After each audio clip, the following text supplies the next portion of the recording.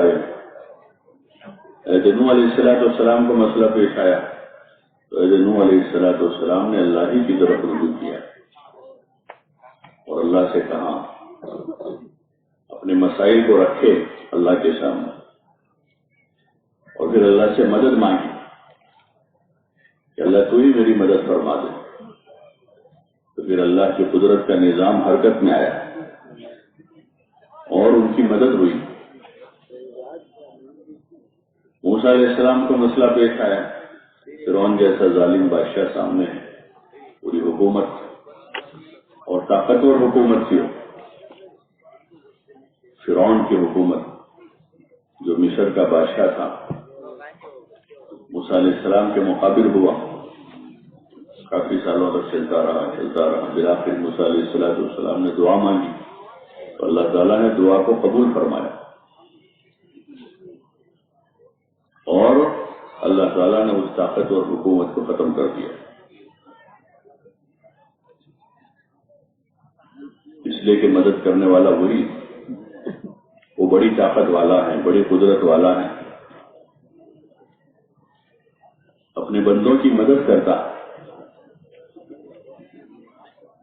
اس کا یہ وعدہ ہے کہ جو بندے اس کے سامنے سر جھکائیں گے, جو اس سے مانگیں گے, وہ نامراد نہیں ہوں بلکہ وہ ان کی مرادوں کو پورا کرے گا اور مدد کرے گا. دنیا میں ہر آدمی کسی نہ کسی مدد کے بھروسے رہتا ہے کہ میرا تعاون کریں گے, میری مدد کریں گے, لیکن وقت پر جو ہے تجربہ الٹا ہو جاتا ہے.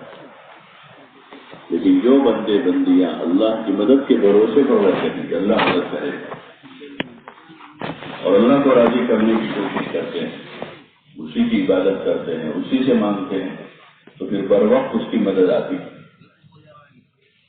اور اللہ ہی کی مدد سب سے بڑی مدد ہے کیونکہ وہ سب سے بڑا ہے, وہ سب سے بڑا ہے تو اس کی مدد بھی بڑی ہے. چاہے مسئلہ روزی روٹی کا ہو, چاہے مسئلہ صحت و قوت کا ہو, چاہے مسئلہ موت و حیات کا ہو, چاہے مسئلہ چھوٹا سا ہو, چاہے مسئلہ بہت بڑا ہو, سارے کاموں میں مدد اللہ ہی کی مدد ہے. اس کی مدد کے بغیر کچھ نہیں ہو سکتا, اس لیے کہ پوری کائنات کا نظام اس کے ہاتھ میں, وہی تھامے ہوئے ہیں. اللہ لا الہ الا هو الحی القیوم, اللہ وہ ہے جس کے علاوہ دوسرا کوئی اللہ نہیں. وہ زندہ ہے, اس کو موت نہیں ہے اور وہ پورے نظام کو تھامے ہوئے. القیوم, پوری کائنات کے نظام کو اسی نے تھامے رکھا ہے. زمین اسی کے امر سے ٹھہری ہوئی, ورنہ بہت مشکل ہے کہ زمین ٹھہر جائے. 3 حصے پانی, 3 حصے پانی ہے, 1 حصہ زمین کا ہے. بہت مشکل ہے زمین کا ٹھہرنا پانی کے اوپر, لیکن اللہ ہی نے اس کو تھاما ہوا ہے, زمین ٹھہری ہوئی ہے. سمندر میں جزیرے ہیں چھوٹے چھوٹے, وہ جزیرے سمندر کے بیچ میں اندر ٹھہرے ہوئے ہیں, اللہ نے تھاما ہوا ہے. آسمان اپنی جگہ ٹھہرا ہوا ہے, پہاڑ اپنی جگہ کھڑے ہوئے ہیں. اللہ کی قدرت کا نظام کار فرما ہے اس کے پیچھے. اتنا سا شامیانہ بغیر ستون کے نہیں ٹھہرتا ہے, اتنا سا ہلکا سا ہے, کپڑے کا ہے, لیکن اس کو ستون چاہیے اتنے سارے. تو اتنا بڑا آسمان, اتنا بڑا آسمان, اس کا کوئی ستون نظر نہیں آتا. تو کسی ستون پر اس کو اٹکایا, یا دوسری شکل ہوتی ہے کسی چیز کو ٹھہرانے کے, اس کو لٹکا دیتے ہیں اوپر سے, یا تو نیچے سے اٹکا دیتے ہیں یا اوپر سے لٹکا دیتے ہیں. تو نہ وہ اٹکایا ہوا ہے نہ لٹکایا ہوا ہے, بلکہ اللہ کی قدرت سے ٹھہرا ہوا ہے. یہ اس کی قدرت ہے. اور اس کے درمیان, زمین آسمان کے درمیان میں بڑے بڑے ستارے سیارے ہیں, سورج ہیں, چاند ہیں, اور سورج چاند جیسے لاکھوں کروڑوں ستارے, وہ سب گردش کر رہے ہیں, حرکت میں ہیں, اور وہ اپنے نظام کے تحت پھر رہے ہیں. وہ اللہ کی قدرت ہے جو اس کو وقت پر چلا رہی ہے. سورج اپنے وقت پر طلوع ہوتا ہے، غروب ہوتا ہے، سال ہاں سال سے اس کا یہی نظام. سردیوں کا یہ وقت ہے، گرمیوں کا یہ وقت ہے. فلاں تاریخ میں جس وقت کو سورج طلوع ہوگا اس وقت میں غروب ہو جائے گا، اور اسی گھڑی اسی وقت طلوع ہوتا ہے، اسی وقت غروب ہو جاتا ہے. اس وقت سورج استوا پر ہے، اس وقت زوال ہے. نمازوں کے اوقات کی تعین وہی وقت. اس کے پیچھے اللہ کی قدرت کار فرما. اللہ اسے طلوع کر رہا ہے اور اس کو غروب کرتا ہے. اس وقت سورج غروب ہو کر رات شروع ہو جاتی ہے، اس وقت طلوع ہو کر دن شروع ہو جاتا ہے. یہ اللہ اپنی قدرت سے کر رہا ہے. یولج اللیل فی النہار ویولج النہار فی اللیل ویخرج الحی من المیت ویخرج المیت من الحی. یہ اللہ کی قدرت جو دن میں سے رات کو نکالتا ہے اور رات میں سے دن کو نکالتا ہے. اندھیرے میں سے اجالا اور اجالے میں سے اندھیرا ہو جاتا ہے. دیکھتے ہی دیکھتے سورج غروب ہو رہے دیکھتے اندھیرا طاری ہو جاتا ہے، اور صبح ہو رہی ہے ابھی دیکھتے دیکھتے سورج شروع ہو جائے گا، اجالا طاری ہو جائے گا. اس کے پیچھے اللہ کی قدرت کار فرما. یہ اللہ ہی نے بیان کیا ہے کہ وہی ہے جو دن میں سے رات کو اور رات میں سے دن کو نکالتا ہے، اور زندہ میں سے مردہ اور مردہ میں سے زندہ کو وجود دیتا ہے. یہ اللہ کی قدرت ہے. زندہ مرغی ہے، اس میں سے مردہ انڈا نکلتا ہے، اور مردہ انڈے میں سے زندہ چوزا نکلتا ہے. یہ ہے قدرت. یہ قدرت یہ مشاہدے سے سمجھ میں نہیں آتی، یہ یقین سے سمجھنا ہے. اس کو یقین کرنا ہے کہ اللہ نے کیا ہے، اللہ کر رہا ہے، اور یہ اس کی قدرت ہے. اور مشاہدے سے سمجھ میں نہیں آتی، جو سائنس سے سمجھ میں نہیں آئی. سائنس بھی جو ہے ایک جگہ جا کر اٹک جائے گا، لیکن قدرت اس سے بڑا ہے، اس سے بھی اوپر ہے، ہر چیز سے اوپر ہے. اس پر یقین کرنا. انبیاء علیہ الصلوۃ والسلام کے ذریعے سے اللہ تعالیٰ نے یہی پیغام انسانیت کے نام بھیجا کہ اللہ پر یقین کریں کہ اللہ ایک ہے، وہی سب کچھ کرتا کرتا ہے، وہی کھلانے والا پلانے والا ہے، وہی زندگی اور موت کا مالک ہے. اس لیے دنیا میں دیکھتے ہیں کہ بہت سارے لوگ بڑی تدبیریں کرتے ہیں جینے کی، کسی طرح زندہ رہے، لیکن ان کی ساری تدبیریں موت کے سامنے فیل ہو جاتی ہیں، اس لیے کہ موت اللہ کا امر ہے، اللہ کا حکم آ گیا. اب ساری تدبیریں فیل ہیں، ساری دوائیاں فیل ہیں، سارے ہاسپٹل فیل ہیں، سارے بڑے بڑے ماہر ڈاکٹر حکیم سب فیل ہو جاتے ہیں. سب ہاتھ اوپر کر لیتے ہیں کہ اب ان کی موت آ گئی. کسی کی موت آئی ہے، کوئی ایک گھڑی بڑھا نہیں سکتا، ایک گھڑی. اذا جاء اجلهم لا يستأخرون ساعة ولا يستقدمون. سارے ڈاکٹرز مل کر، سارے حکیم مل کر، بڑے بڑے ماہرین فن مل کر کسی آدمی کی زندگی کا ایک منٹ نہیں بڑھا سکتے کہ یہ اللہ کا امر آیا ہے. اس کے حکم کے سامنے سب فیل ہیں، سب فیل ہیں. اور اگر اس کا حکم کسی کو ہو جائے تو سب مل کر کسی کو موت نہیں دے سکتے. ساری دنیا مل کر بھی کسی کو موت نہیں دے سکتے، کبھی اللہ کا امر اس کی زندگی کا ہے. کہ بعض لوگوں کے موت کے منہ میں سے نکل آیا،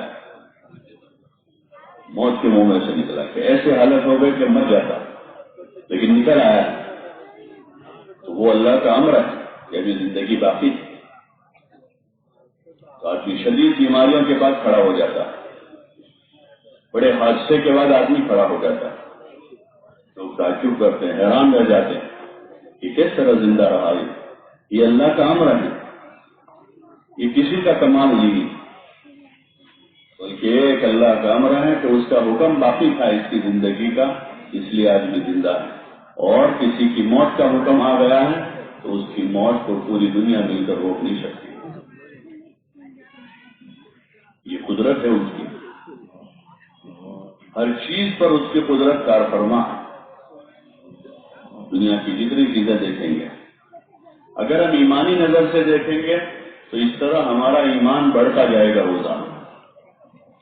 اپنی زندگی کے حوادثات اور واقعات سے روزانہ کی صبح شام کرنے سے ایمان بڑھتا جائے گا. روزانہ آدمی دیکھ رہا ہے کہ سورج شروع ہو رہا ہے، بالکل کٹاٹوپ اندھیرا تھا، اس اندھیرے میں سورج شروع ہوا اور پوری دنیا میں اجالا ہو گیا. تو صبح صبح اللہ کو یاد کرے گا آدمی. کس کو یاد کرے گا؟ اللہ کو. کیسے قدرت والا اللہ ہے کہ اندھیرے میں سے اجالا کر دیا. اللہ نے کیا ہے، اپنی قدرت سے کیا ہے. تو آدمی اس کی یاد میں لگے گا، اس کی تصویر کرے گا، اس کی تعریف کرے گا اور ایمان بڑھ جائے گا. ایمان بڑھے گا. ویسے جب غروب ہوگا پھر ایمان بڑھے گا کہ کیسا زبردست اجالا تھا، پوری دنیا روشن تھی، لیکن اللہ نے اپنی قدرت سے اندھیرا طاری کیا ہے. سورج کو اتنی بڑی طاقت نظر آ رہا تھا، اتنی بڑی طاقت نظر آ رہا تھا سورج، اس سورج کو بھی غروب ہو گیا، وہ بھی ڈوب گیا. اس کے پیچھے اللہ کی طاقت. ابراہیم علیہ السلام نے جو ابتدا میں ستارے کو دیکھا تو یہی ہوا. وہ ایسا سوچنے لگے کہ شاید ہی میرا رب، لیکن دیکھا کہ وہ تو چھپ گیا. رب ایسا کمزور نہیں ہوتا. چاند کو دیکھا تو اس میں تو خیال آیا کہ شاید یہ ہے، لیکن اس کو بھی دیکھا کہ وہ بھی جب سورج شروع ہوا تو چاند بھی چھپ گیا. جب سورج کو دیکھا تو پھر یہ خیال پیدا ہوا تو وہ بھی غروب ہو گیا کہ رب تو ایسا نہیں ہو سکتا کہ جس پر کمزوری طاری ہو جائے، وہ ایسا نہیں ہو سکتا. اللہ تو وہ ہے جس نے زمین و آسمان کو پیدا کیا، جس نے سورج اور چاند کو پیدا کیا، جس نے پہاڑوں اور دریاؤں کو پیدا کیا، اور جس نے ساری انسانیت کو وجود دیا ہے. وہ ایک اللہ کی ذات ہے، اس کا کوئی ثانی نہیں ہے. اللہ لا الہ الا ہو. اللہ وہ ہے کہ اس کے جیسا دوسرا کوئی اللہ نہیں. الحی القیوم، وہ زندہ اور تھامنے والا، اس کو نہ اونگ آتی ہے نہ وہ سوتا ہے. لہو ما فی السماوات و ما فی الارض، جو کچھ زمین و آسمان میں ہے سب اسی کا ہے، کسی کا کچھ نہیں، سب اللہ کا ہے. ہاں اس کی ملکیت اسی نے بنایا ہے، سب اس کا ہے. زمین، آسمان، ستارے، سیارے، سارے انسان اور جنات سب اس کی ملک ہیں، سب اس کی مخلوق ہیں. ان سب چیزوں میں سے کسی چیز پر کسی کا کوئی حق نہیں. اللہ تعالیٰ نے انسانوں کو دنیا میں زندگی دی ہے یا آزمائش کے واسطے دی ہے کہ یہاں وہ آزما رہا ہے اپنی نعمتیں دے کر، انسان کو طاقت اور قوت دے کر، چند اختیارات دے کر، اور جسم اور اس جسم کی جو نعمتیں اور اعضاء ہیں اس میں صحت دے کر اللہ پاک آزما رہا ہے کہ کون کیا کرتا ہے. یہاں پر الذی خلق الموت والحیات لیبلوکم ایکم احسن عملا. اللہ وہ ہے جس نے زندگی اور موت کو بنایا ہے تاکہ وہ تم کو پرکھ لے کہ تم نے اچھا سے اچھا عمل کر کے کون آتا، کون اچھا عمل لے کر آتا. اسی میں سب کی آزمائش ہو رہی ہے. اب یہاں آزمائش کا دور ہے. اس آزمائش کے مرحلے میں کون کامیاب ہوتا اور کامیاب کون ہوں گے؟ جو اچھا عمل لے کر آئے. لیبلوکم ایکم احسن عملا، وہ تمہیں آزما رہا ہے اور دیکھ رہا ہے کہ تم نے اچھا عمل لے کر کون آتا ہے، کون اچھا ایمان لے کر آتا ہے جو خالص ہے کہ اللہ کے ساتھ کسی کو شریک نہیں ٹھہرایا اور کامل ایمان لے کر آیا ہے. تو سب سے بڑا ایمان کا سب سے بڑا حصہ ہے آدمی کے دین کا ایمان، اسی پر پورے دین کی عمارت تعمیر ہوتی ہے. شہادت ان لا الہ الا اللہ کہ اللہ ایک ہے، اس کے آدمی شہادت دیں، اسی پر یقین کریں، اسی اللہ سے مانگیں. دینے والا وہی ہے، کھلانے والا وہی ہے، مارنے اور جلانے والا وہی ہے، عزت اور ذلت کا مالک وہی ہے. سارے انسان و جنات اور جتنے سارے مخلوقات ہیں سب کی روزی کا مالک بھی وہی ہے. اسی اللہ پر یقین کریں اور اپنے ایمان میں کمال پیدا کریں. ایمان میں کمال پیدا کریں. جب اس میں کمال پیدا ہوگا تو پھر اللہ کا ہر حکم پورا کرنا آسان ہو جائے گا.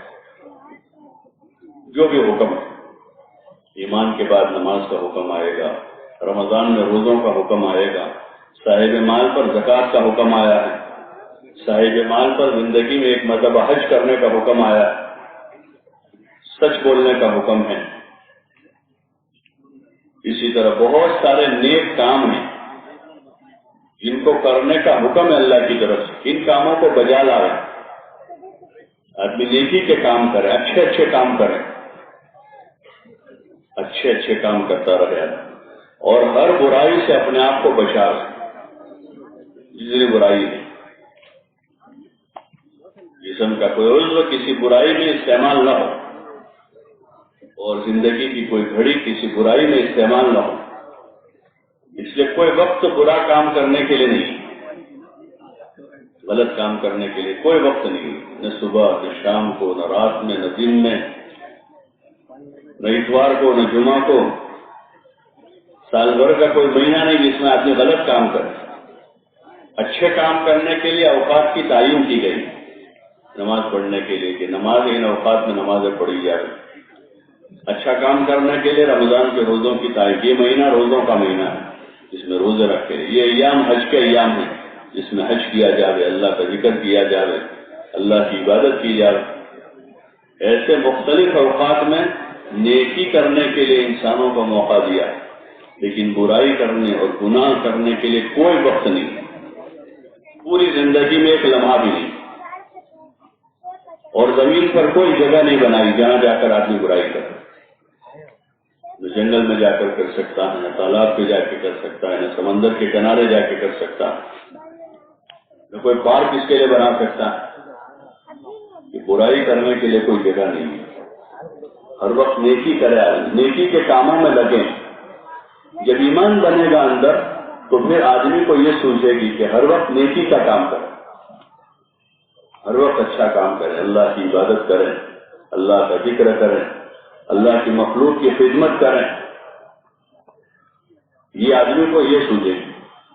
بھائی بیٹھ جا، یہ جو لوگ چل پھر رہے ہیں مجمع میں، تشریف رکھے، بیٹھ جا، سکون سے بات سنیں، بیٹھ جا اور متوجہ رہے. یہ وقت ہمارا بہت قیمتی ہے، چلنے پھرنے کے لیے نہیں، ضروریات سے فارغ ہونے کے لیے پوری رات تھی، آرام بھی کر لیا اچھا خاصا. اب اطمینان سے بیٹھے تو آگے کی جو ضرورت ہے اس کے لیے پھر وقت کیا جائے گا. اس لیے اطمینان سے بیٹھ جائے. جو جانے والے ان کو بھی قرب و جوار والے ذرا سمجھا بجھا کر بٹھا دیں.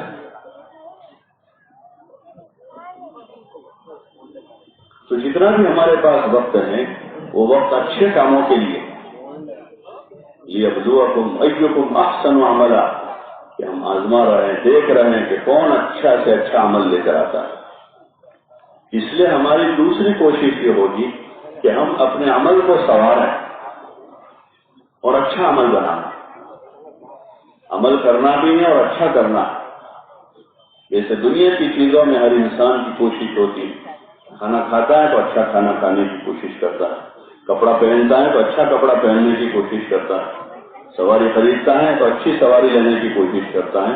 یہاں تک کہ جوتے جیسا جوتا بھی آدمی اچھا پسند کرتا ہے، اس کا بھی کوئی ڈیزائن، کوئی رنگ پسند کرتا ہے، خوبصورت پسند کرتا ہے. حالانکہ پیر میں ہی پہننا، مٹی پر چلنا ہے اس جوتوں سے. لیکن ایک مزاج بنا لوگوں کا کہ اچھی چیزیں استعمال کریں، خوبصورت چیزیں استعمال کریں. وہ چیزیں تو پرانی ہو جاتی ہیں، پھٹ جاتی ہیں. کہ کتنی اچھی آدمی لے کر آئے ہو، لیکن پرانی ہو جائے گی، پھٹ جائے گی. لیکن آدمی کا عمل جو ہے وہ باقی رہے گا. اس لیے اس کو سنوارنا چاہیے. ایمان کے بعد یہ تقاضا ہے کہ آدمی اپنی نماز بنائے، نماز کو سنواریں، اچھی سے اچھی نماز ادا کریں، نماز کو سیکھ کر بہتر سے بہتر نماز پڑھنے کی کوشش کریں۔ آپ علیہ السلام نے فرمایا صلوا کما رأیتمونی اصلی، کہ تم ایسی نماز پڑھو جیسا تم مجھے نماز پڑھتے دیکھتے ہو۔ آپ علیہ السلام کی نماز اطمینان والی، سکون کے ساتھ رکوع سجدوں کو ٹھیک سے کر کیا کرتے تھے۔ نماز بنانا اہم ترین عبادت ہے۔ نماز ایمان کے بعد دوسرا نمبر نماز کا ہے۔ ایمان کے بعد پہلا جو فریضہ ہے وہ نماز کا ہی ہے، اور میدان قیامت جب اللہ پاک اپنے بندوں سے حساب لے گا تو اس میں سب سے پہلا حساب نماز کا ہوگا۔ اول ما يحاسب به العبد يوم القيامة الصلاة، پہلا حساب نماز کا ہوگا۔ نماز کا طریقہ آپ علیہ السلام نے بتایا ہے، اب ہمارے ذمہ ہے کہ ہم آپ کے طریقے پر نماز بنانے کی کوشش کریں، اس کے ایک ایک رکن کو ٹھیک کریں، قیام، رکوع، سجدہ، قاعدہ، اور نماز میں پڑھنے کے جتنے اذکار ہیں یا جتنا قرآن ہے جو نماز میں پڑھا جائے، اس کو ٹھیک کرتے ہوئے اپنی نماز کو بہتر سے بہتر بنانے کی کوشش کرنا ہے۔ وہاں سے شروعات ہوگی، نماز ٹھیک ہو گئی، زندگی صحیح ہو جائے گی۔ ان الصلاۃ تنہی عن الفحشاء والمنکر، نماز برائیوں بے حیائیوں سے روک دیتی ہے۔ نماز میں پاور ہے، نماز میں طاقت ہے۔ جب نماز بنے گی تو برائیوں سے، بے حیائیوں سے بچنا آسان ہو جائے گا، آدمی میں روحانیت پیدا ہوگی۔ نماز میں آدمی اللہ کو یاد کرتا ہے، اللہ کا ذکر کرتا ہے، تسبیح پڑھتا ہے، تکبیر پڑھتا ہے، قرآن کی تلاوت کرتا ہے۔ ان ساری چیزوں سے دل کو سکون ملتا ہے، دل کو اطمینان نصیب ہوتا ہے۔ اللہ تعالیٰ نے اپنے بندوں بندیوں پر 5 وقت نماز فرض کی اور اس پر بڑے بڑے انعامات کا وعدہ کیا، بڑے انعامات کا وعدہ۔ ایک جگہ آپ علیہ السلام نے فرمایا کہ اللہ تعالیٰ نے ذمہ داری لی ہے کہ جو بندہ بھی 5 وقت کی نماز کی پابندی کرے گا، اللہ تعالیٰ اس کو اپنی ذمہ داری پر جنت میں داخل کرے گا۔ اتنا بڑا انعام ہے۔ ماں بعد موت ہمیشہ کی زندگی ہے، ماں بعد موت ہمیشہ کی زندگی ہے، جس زندگی کا کوئی اینڈ نہیں، جو کبھی ختم نہیں ہوتی۔ اس زندگی میں اللہ تعالیٰ جنت کا وعدہ کر رہا ہے کہ جو 5 وقت کی نماز کی پابندی کرے گا، اللہ اس کو اپنی ذمہ داری پر جنت میں داخل کرے گا۔ ہمیشہ کی زندگی ہے، وہ زندگی ختم نہیں ہوتی۔ دنیا میں آدمی کتنے جتن کر لے جینے کے، لیکن مرنا ہے، کتنی کوشش کر لے، کتنے پلان بنا لے، کتنا علاج کر لے، لیکن بہرحال یہاں مرنا ہے۔ یہاں ہر آدمی مرنے کے لیے آیا ہے، اور موت زندگی کے لیے، یہ حقیقت ہے۔ کبھی جی رہے ہیں مرنے کے لیے اور مریں گے۔ بولو نا بھائی، ذرا زور سے بولو، اتنا زور سے بولو کہ سونے والے جاگ جائیں، آپ کو کوئی گناہ نہیں ہوگا۔ بھائی کیوں جی رہے ہیں؟ مرنے کے لیے، اور مریں گے جینے کے لیے۔ اس لیے جیتے جیتے مرنے کی تیاری کرنی، اور اسی کو عقل مند قرار دیا ہے حدیث پاک میں، السیئۃ من دان نفسہ وعمل لما بعد الموت۔ یہ عقل مندی ہے کہ آدمی اپنے اوپر قابو رکھے دنیا میں۔ یہ یہاں شہوتیں ساتھ لگی ہوئی، آدمی کا نفس لگا ہوا ہے، شیطان ورغلا رہا ہے، برا ماحول ہے، بری صحبتیں ہیں، جس سے آدمی کسی اور رخ پر جاتا ہے۔ تو ایسے وقت آدمی اپنے اوپر قابو رکھے۔ القیس یہ عقل مند ہے جو قابو میں اپنے اوپر قابو رکھے۔ جیسے عقل مند ڈرائیور کون ہے؟ جو قابو میں چلا گا گاڑی۔ بھائی نئی گاڑی ملی ہے، بے قابو ہو جائے، کتنی دیر رہے گا بے قابو؟ بھائی کوئی آدمی بے قابو ہو جاتا ہے ڈرائیور گاڑی چلاتے چلا، تو کتنی دیر رہتا ہے؟ یہ چند منٹ ہے، اس کے بعد وہ کہیں جا کے ٹکرا جاتا ہے، کسی درخت کے ساتھ، کسی دیوار کے ساتھ، کسی گاڑی کے ساتھ۔ یہ قابو ہے۔ ایسے ہی انسان ہے، اگر قابو میں ہے تو اپنی زندگی سے فائدہ اٹھائے گا، اپنے مال سے فائدہ اٹھائے گا، اپنی جوانی سے فائدہ اٹھائے گا، اپنی طاقت اور قوت سے فائدہ اٹھ کے قابو میں ہے۔ اور اگر بے قابو ہے تو پھر اپنے ان تمام اسباب سے وہ نقصان اٹھائے گا، زندگی میں گناہ کر کے نقصان اٹھائے گا، اپنا مال برباد کر کے نقصان اٹھائے گا، اپنی صحت اور قوت کو برباد کر کے وہ آدمی نقصان اٹھائے گا۔ اور جو قابو میں رہے گا وہ اپنی زندگی سے، اپنے مال سے، اپنی صحت اور قوت سے، اپنی جوانی سے فائدہ اٹھائے گا اور ماں بعد موت کے لیے کام کرے گا۔ عمل لما بعد الموت، اور عمل کرے ماں بعد موت کے لیے، کہ موت کے بعد کام آنے والی چیزیں کیا ہے۔ موت کے بعد کام آنے والی چیز سب سے پہلا ایمان ہے، آدمی کا دین ہے۔ کہ پہلا سوال قبر میں یہی ہوگا کہ تمہارا رب کون ہے۔ اگر یہاں محنت کی ہے آدمی نے، اللہ کی ربوبیت کو دل کی گہرائیوں میں اتارا ہے، اللہ کی ذات عالی پر یقین پیدا کیا ہے، تو وہ آدمی برجستہ کہہ سکے گا کہ میرا رب اللہ ہے۔ یہ محنت کی ہے، ماں بعد موت کے لیے کام کیا ہے، ماں بعد موت کے یہ کام جو مرنے کے بعد کام آئے گا کہ آدمی اللہ کی قدرت کا، اللہ کی عظمت و بڑائی کا، اس کی ربوبیت کا یقین اپنے دل میں پیدا کر کے اپنے ایمان میں قوت پیدا کرے اور اللہ کے بتائے ہوئے راستے پر آدمی چلے، اس کے حکموں کو پورا کرے۔ دین پر آدمی کی زندگی ہے۔ تو دوسرا سوال وہاں وہی ہے کہ تمہارا دین کیا ہے۔ اگر دینی زندگی ہے تو آدمی وہاں جواب دے سکے گا کہ میرا دین اسلام ہے، آدمی فخر سے کہے گا دنیا میں بھی کہ میں مسلمان ہوں، اللہ کو ماننے والا ہوں، حضور علیہ السلام کا متبع ہوں، آپ کا اتباع کرنے والا ہوں، آپ کے طریقوں پر چلنے والا ہوں، میں اللہ کا بندہ ہوں، حضور علیہ السلام کا امتی ہوں۔ یہ فخر کی چیز ہے ہمارے لیے دنیا میں بھی، موت کے بعد بھی اس کا سوال ہے کہ تمہارا رب کون ہے، تمہارا دین کیا ہے اور تمہارے نبی کون ہیں۔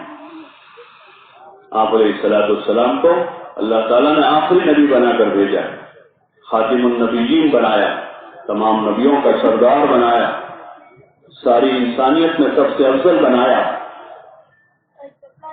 ساری انسانیت میں سب سے افضل انسان ہے، اللہ کے نبی ہیں، خاتم النبیین ہیں، امام الانبیاء والمرسلین ہیں۔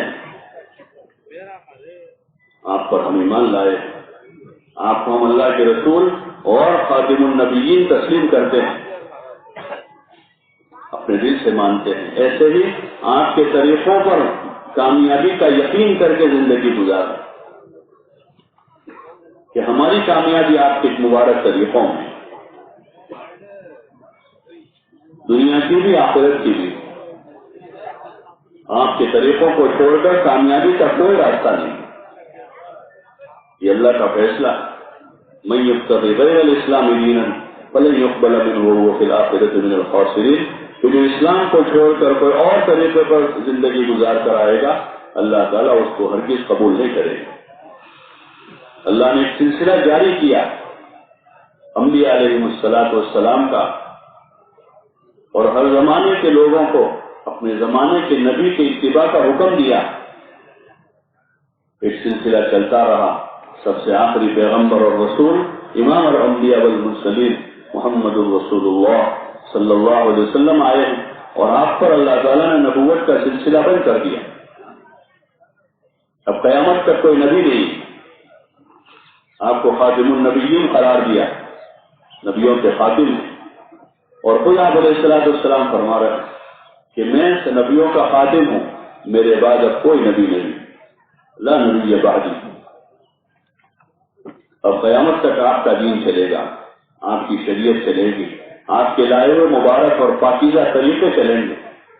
اس طریقے میں توحید ہے کہ اللہ کے ایک ہونے کا اقرار ہے، اسی کے رب ہونے کا اقرار ہے، اس طریقے میں اللہ ہی کی عبادت ہے، جو اگلے نبیوں کا بھی طریقہ، جتنے اگلے نبی آئے، جتنے پیغمبر آئے، ان کے وہاں یہی طریقہ تھا کہ وہ لوگوں کو ایک اللہ کی طرف بلاتے تھے اور ایک اللہ کی عبادت کی دعوت دیتے تھے کہ اللہ ایک ہے، اسی اللہ کی عبادت کرو. یا قوم اعبدوا اللہ، یا قوم اعبدوا اللہ، بارہا جہاں انبیاء علیہ والسلام کا تذکرہ ہے، انہوں نے اپنی اقوام کو یہی دعوت دی کہ وہ قوم کے لوگوں اللہ کی عبادت کرو.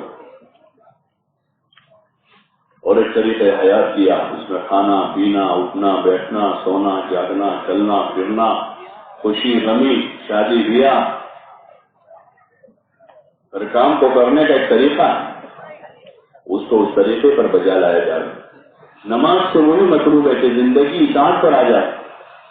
تاجر آدمی اذان سن کر مسجد کی طرف آ رہا ہے، اپنی دکان چھوڑ رہا ہے، اپنا کاروبار چھوڑ رہا ہے، اپنے دوستوں کو چھوڑ رہا ہے، اپنا گھر بار چھوڑ کر اللہ کی طرف جیسے آتا ہے، ایسے ہر موقع پر اللہ کا حکم معلوم کیا جائے کہ اللہ کا حکم کیا ہے، تجارت میں کیا حکم ہے، زراعت میں کیا حکم ہے، کاشتکاری میں کیا حکم ہے. ایسے دنیا کے جتنے سارے شعبے ہیں، ان شعبوں میں اللہ کا حکم کیا ہے اور حضرت نبی کریم صلی اللہ علیہ وسلم کا طریقہ کیا ہے، اس کو معلوم کرتے ہوئے 24 گھنٹے کی زندگی آدمی اللہ کے حکم پر گزارے، اطاعت والی زندگی گزارے، نافرمانی نہ کرے. نافرمانی کے لیے کوئی موقع نہیں، ایک لمحے کے لیے بھی نافرمانی نہ کرے. ہو جائے فوراً توبہ کرے. انسان ہے، شیطان آدمی کے ساتھ لگا ہے، نفس لگا ہوا ہے، ہو سکتا ہے آدمی بھٹکے کا ادھر ادھر ہوگا، تو کیا کریں؟ نافرمانی پر توبہ کریں کہ اللہ بھول ہو گئی، اب نہیں کروں. اس پر جمے گا نہیں. مومن کی یہ صفت کہ آدمی کے پاس ایمان ہے تو وہ برائی پر، گناہ پر جمے گا نہیں. گناہ ہو جائے لیکن اس کو اچھا نہیں سمجھے گا، فوراً توبہ کرے گا کہ اللہ میری بھول ہو گئی، مجھ سے غلطی ہوئی، نادم ہوگا، استغفار کرے گا کہ اللہ مجھ سے غلطی ہوئی ہے، بھول ہوئی ہے. اپنے لیے توبہ مانگے گا، اپنے بھائیوں کے لیے توبہ مانگے گا اللہ سے، اپنے سے پہلے جو دنیا سے چلے گئے ان کے لیے معافی مانگے گا کہ اللہ غلطی ہوئی ہے، بھول ہوئی ہے. اپنی بھول پر اصرار نہیں کرے. ہاں، یہ صفت ہے ایمان کی. جب آدمی کے اندر ایمان ہے تو پھر آدمی اپنے گناہوں پر توبہ کرتا رہے کہ اللہ مجھے معاف کر دے، مجھ سے بھول ہو گئی ہے، نماز میں کوتاہی ہوئی ہے، نماز قضا ہو گئی ہے، زبان سے جھوٹ نکل گیا ہے، گالی نکل گئی ہے، میں نے غلط سوچ لیا ہے یا اور کوئی نافرمانی ہوئی ہے، تو فوراً آدمی توبہ کرے گا کہ اندر ایمان ہے. تو آدمی ڈرتا ہے، اندر سے ڈر ہے کہ اللہ کی پکڑ آ جائے گی. گناہوں پر اللہ پکڑتا ہے، ڈھیل دیتا ہے، پہلے ڈھیل دیتا ہے گنہگاروں کو، گناہ کرنے والوں کو، کفر کرنے والوں کو ڈھیل دیتا ہے. اس لیے کہ دنیا آزمائش اور امتحان کی جگہ ہے، یہاں موقع ہے. اللہ اپنے بندوں کو ڈھیل دیتا ہے، نعمتیں بھی دیتا ہے اور طاقت اور قوت بھی دیتا ہے کہ یہ نعمتوں میں، یہ طاقت اور قوت میں اللہ کا امر پورا کرتے ہیں، اس کا حکم پورا کرتے ہیں یا پھر اس کی نافرمانیاں کرتے ہیں. اس لیے ہمارے ذمے کہ ہم ایمان بنائیں گے، اپنی نماز کو بنائیں گے. جیسی پڑھتے چلے آئے ایسی نہیں پڑھیں گے، اب اس میں کمال پیدا کرنا ہے. نماز کے قیام میں، رکوع میں، سجدوں میں، یہ اس کا ظاہر ہے، یہ ظاہری ارکان ہے. اور ایک رکن اس کا باطنی جس کو خشوع کہتے ہیں کہ دل سے آدمی اللہ کی طرف متوجہ ہو. نماز میں بھی، نماز کے باہر بھی، کہ دھیان اللہ ہی کا رہے ہر وقت. ہر وقت اس کا دھیان رہے، چلتے پھرتے، اٹھتے بیٹھتے، سوتے جاگتے، کھاتے پیتے، ہر وقت اللہ کا دھیان رہے کہ اللہ مجھے دیکھ رہا. اتنا یہ دھیان بڑھتے بڑھتے بڑھتے بڑھتے بڑھتے اتنا ہو جاوے، ایک وقت آوے کہ یہ دھیان ہو جاوے کہ ہم اللہ کو دیکھ رہے ہیں. حدیث پاک میں آپ علیہ السلام نے فرمایا ان تعبد اللہ کأنک تراہ فإن لم تکن تراہ فإنہ یراک. اللہ کی عبادت اس طرح کرو گویا کہ تم اللہ کو اپنے سامنے پا رہے ہو. ایسا ذہن پیدا ہو جائے. آدمی نماز میں ہے، یہ سمجھ رہا ہے کہ اللہ میرے سامنے ہے. دکان پر آدمی ہے، یہ سمجھ رہا ہے کہ اللہ میرے سامنے ہے. راستے چل رہا ہے آدمی، چلتے ہوئے